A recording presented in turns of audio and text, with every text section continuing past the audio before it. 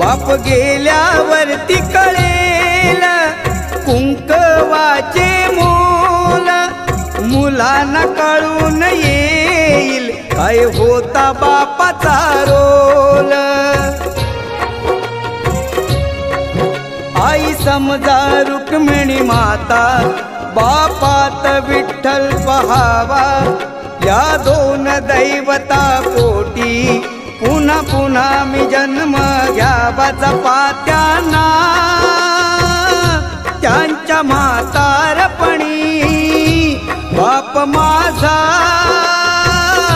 वेदनांचा धनी।